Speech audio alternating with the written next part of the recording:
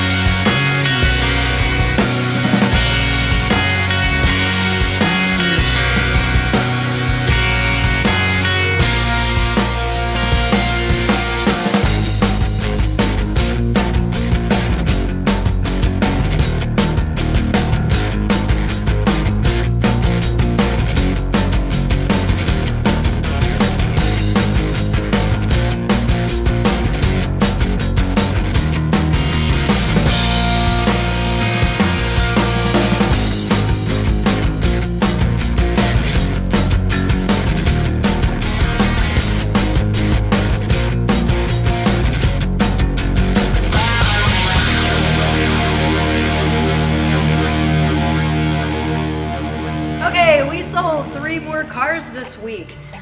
We have a 67 Camaro that is going to Arizona, and we also have a 38 project car going to Brooklyn, New York. Yeah, baby. And I have a 1947 Ford Project that is going to Florida. And at this point, we're waiting funding to come in on that one. And we're good to go. That's really it. I haven't had any major headaches. The one that went to Puerto Rico is in transit, on the boat, it's loaded, the transporter showed up, and that's it. We're good.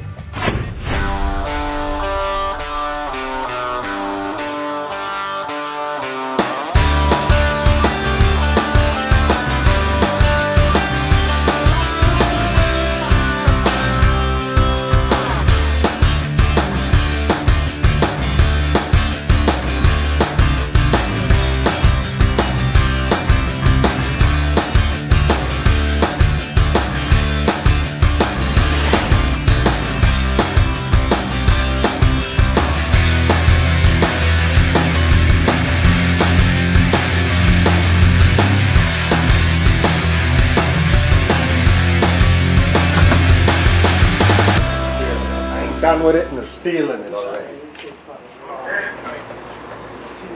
Take off my, maybe if you take that piece of string off, it'll drop down to where it needs to be. It needs to slide up. And darn column drop. You're gonna patent that. There you go, hold up. For those who like to drive on the edge. It was hitting on the front.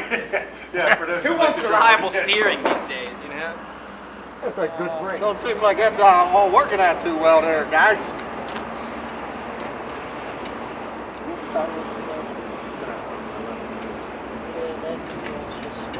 Grab the switch or, oh, I missed it.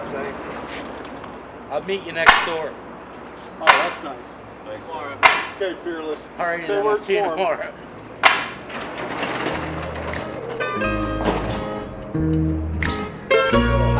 Dolly wheels we on it. Here's a high dollar wheel, man. Watch out. Well, it's kind of hard to turn the wheel when you're pushing it.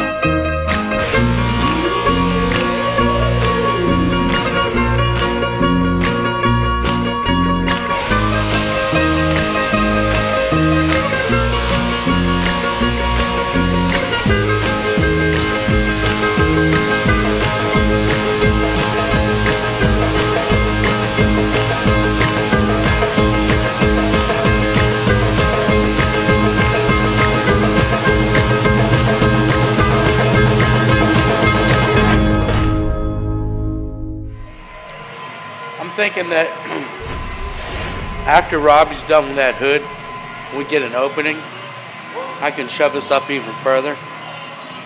Because when Homie comes back, I'm probably gonna back the big trailer in here. So he can have a little room to work in a warm environment. He's gonna paint the inside of the trailer. He don't know it yet. I'm gonna give him a 2-inch brush and a bucket of paint. And as far as the front shocks go on that, I'm gonna put the old spool shocks on the front for now, so it's drivable.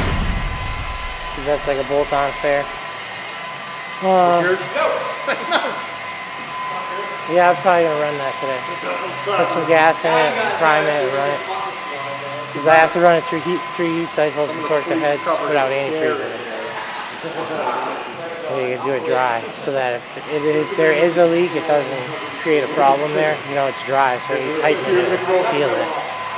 Because they're copper egg gaskets. And I don't know it. I don't even like to think about it. Yes, I hate fleece, as you all should.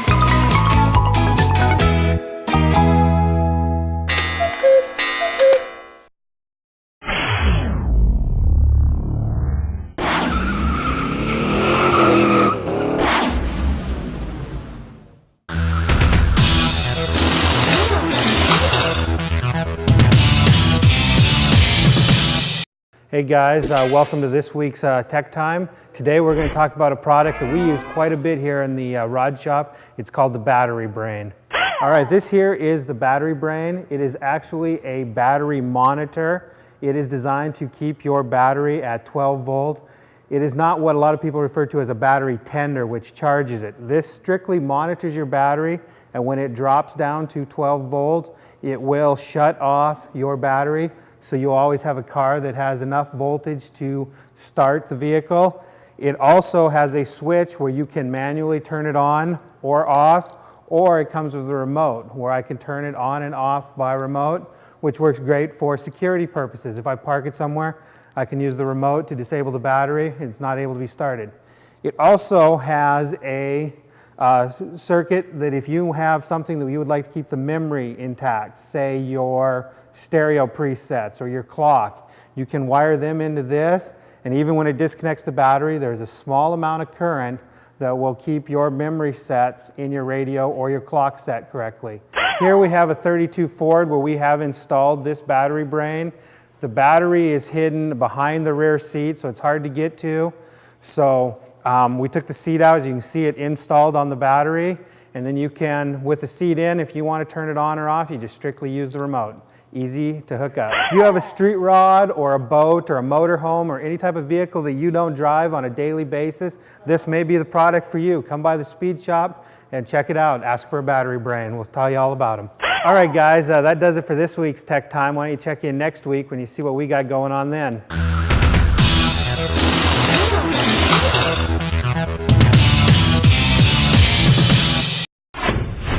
I think actually we have two cars that we're gonna centerpiece on this year. I think that they're gonna be the 41 Mark. That's gonna be an eye popper car. You know, it's just a different color. It's a rare car, a 41 Mark convertible. You don't see those every day. The way that we've styled the car and the things we've done to the car, without drastically changing the body style of the car, or taking away from the original lines. Just the subtle things that we've done to the car. I think that that's going to be a huge success of the show. That car and the two-tone silver 48, silver and black car, those are going to be our two showcase cars, I would think, at the show. I think that if I had to bet, those would be the cars that draw all the attention, but I've been wrong before. Cars I've taken to the show that I thought were going to be the big hit end up taking to a back burner of something that we just was like, oh, okay, this is it. This is all there is to do with it. And it ends up turning out to be a great success. So it wouldn't be, those are my two personal picks to showcase at the show. That doesn't mean that it's going to be everybody else's. But we're taking 5 great cars that are our own in-house builds. And we're excited about that this year going to the show circuit. That we don't have anybody else's projects going to a show. They're all framed off builds here at our shop. So I think that's one of the big things that we're excited about going to the show with, is that we're not taking any work of anybody else's. Now that we have our own trim shop and our own body shop, these cars that we're hitting the road with this year are all built right here at our place with no outside influence. And I don't know the exact measurements of our display, but the size of our display to get the carpet installed from the people that do the show, we're looking at $5,000 to have carpet laid down at our show. That's an expense that we just walk on all weekend, and when the show's over, we walk away from it. So that's pretty much $5,000 just spent to make our booth look nice just for our cars to sit on. Those are that, and the stanchions that we put around our cars, you know, those are rented. There's just a lot of little loose ends things that need to be done just to go to a show. We don't like to go to a show unprepared or just sit there. We like to promote our company. We build a handout or some literature to hand out for inquiring customers and try to drum up business. And all of our staff is excited to be there. And in fact, I have to put up a sign-up sheet so I don't have too many people in our booth at one time. Everyone that works in the shop pretty much is going to work the booth at the car show 3 different times of the weekend. And that's the rewarding part for them. They get to take their hard work and display it, and they're proud to stand there and talk about it. And that makes me proud that they feel that way and that they're excited about being there with us. So we're really looking forward to being there, and I think that, once again, I think it'll be a great success.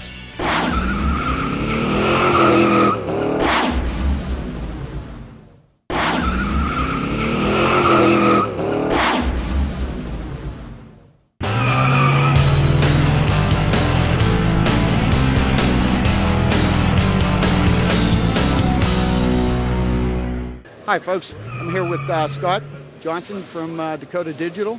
Scott, what do you do for Dakota? I'm the sales manager with Dakota Digital. I have been for about 6 years now. Great. Why don't you talk a little bit about the products you guys offer? The primary product that we offer is digital instrumentation, a lot for muscle cars, street rods, custom motorcycles. You can see in our booth here. We offered about 12 applications right now, and we plan to really fill that in with many more applications. So a lot of electronic accessories for just custom applications primarily. Well, great. Actually, in a future episode, we're going to be debuting some of the products that Dakota offers.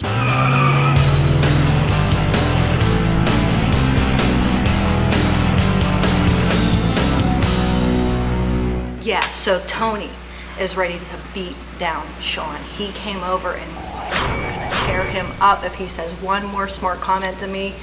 And that seems to be a problem that is ongoing, because like the past 4 people that have left have been because of that. So it'll be live. It's getting tight around here. We're getting closer and closer to the show, and people are just like on edge.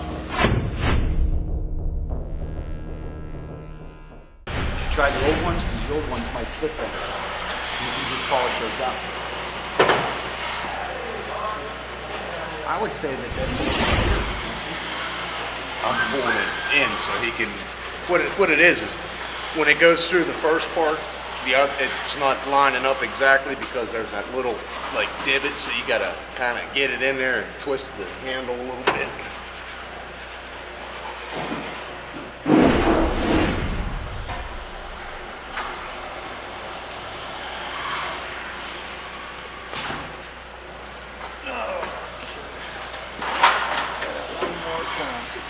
Door latches and lock and handle assemblies in the 36 Ford panel truck. Henry Ford was a character. Some of the stuff he would come up with, how to make it go, how to make everything pull together. You got a square rod that's notched probably a ½ an inch back, and an oval piece. You have to put it in, turn it, put it in, turn it, and then release it. When you do, everything snaps together. Now the problem with that is it ain't snapping together. Yeah, it's snapping together, but slowly. That's all. It's just a slow process here. Yeah. Use new door handles, old shit, repop handles with the old latches, and not everything just snaps together like you think it would. Okay, now should be able to go ahead and release that, and the handle should turn up on its own. it's released.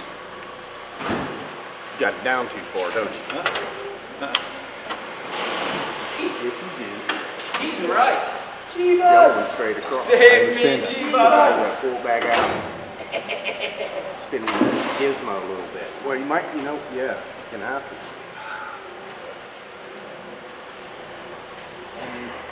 Son of a bitch. Now what I'm gonna have to do is we'll have to re-notch that handle so it'll twist in the right position. Right. God damn it. Car What are you building- doing, Rob? Car building is the epitome of To 2 my steps van forward and 3 To back. be dropped off at lunch at the body shop. Who's got the cream cake? What are you looking for, Timmy? Nothing, I found it. Just look around, it's laying everywhere. I got it.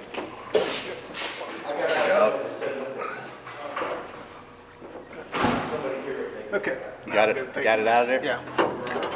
Not gonna make it work. Oh, Christ. There we go. Hey, was your fingers in there? Hey, that's how somebody can lose an eye. Come on, Sally, what are you doing?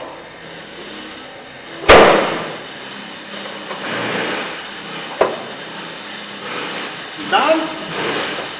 I don't know, stick your finger in there. I'll let you know. Got your finger in there? I ain't got a strong heart to start with. You're scaring me now. Quit scaring me. Damn, he's freaking me out. All that noise going on.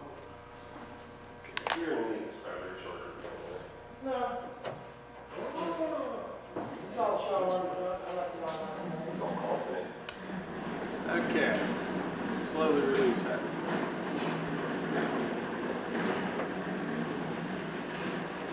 That's it. Okay, don't you kids try this at home. Why, you got it crooked? Now, you have to be a trained professional to be able to do this stuff. Well, then you better go home. I was gonna say, what the hell am I doing there? You better go home, brother. What the hell are you doing?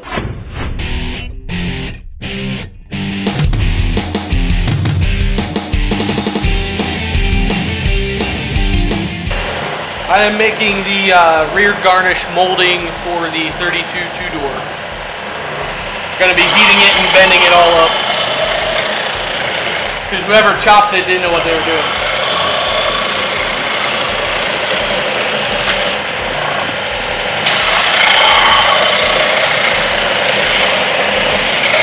Trying to take all the blue markings off so it's exact.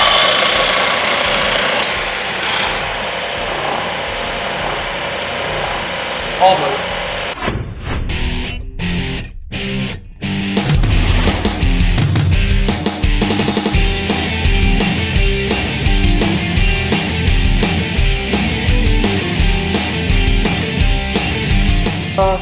We got a bad cowl vent seal for this car. It didn't fit right, so taking the cowl vent back apart. It's really, really exciting stuff that I'm doing here. Taking stuff apart that I already put together. You know, perfect for our time frame. So now I'm going back under the dash. Sweet! I got it. Yeah. All that cake and ice cream got to him. Yeah. Cake and ice cream. Too much Chuck E. Cheese. Yep.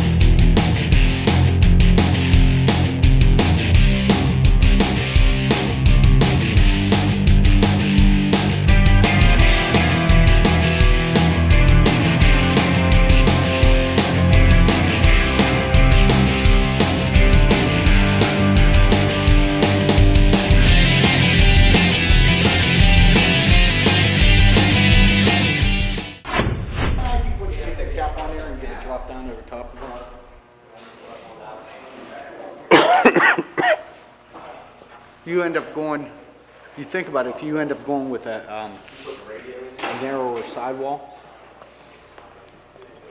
Mike, what size tires did you order for this? Those are 235s. Here's the game. 235s. Now, We usually I was only use, thinking like- the offset was a little different than that. Okay. I was thinking they were in a little farther. I don't know. Think we can get a smaller tire? Our thing is Goodyear just got off a 6-week strike. Strike. I guess even some of their service centers are closed because of that strike. It was a bitch trying to find them other two tires. Unless you want 20s. We can get 20s at the ad. Really?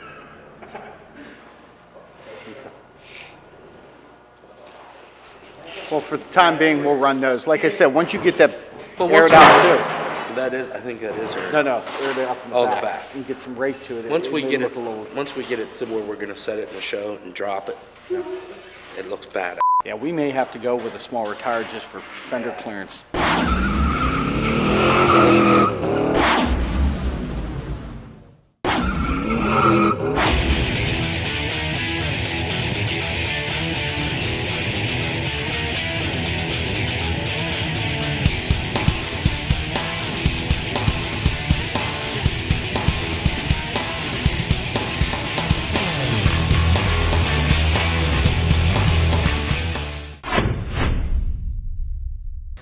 Yeah, Friday night, Brian was, I think the pressures, and he has a lot on his plate right now. And I think that the pressures were getting to him because everyone has their own style of working on a car, and Brian has his style of working on a car. And if you don't meet Brian's style, then he doesn't like it. And he pretty much pulled everybody together Friday night, wasn't happy with the way that things were progressing, and he didn't single anybody out. He pulled everybody in as a group and pretty much said that it wasn't directed at everyone. But the people that it were directed at, they probably knew who they were. Well, that kind of statement kind of gets everybody thinking, was he talking about me or was he talking about me? That's one of the things that he doesn't get to see, that I have to deal with the aftermath of that. And I told them all before he had the meeting, when he was upset, I was working in the trailer outside and he came out and blew a major gasket at me. So I was the cushion. I was the one that took one for the team. What they got was nothing. There was a 2-hour intermission between what I got and what they got, and he had 2 hours to calm down. And he went at it a lot easier. And some of the guys came to me and they worked their asses off all week in their minds, which I'm not saying that they didn't, but they worked their asses off and they felt that they did so. And that was the last thing they wanted to hear before they went home for the weekend, was that they weren't working up to par. See, I'm a f*** up.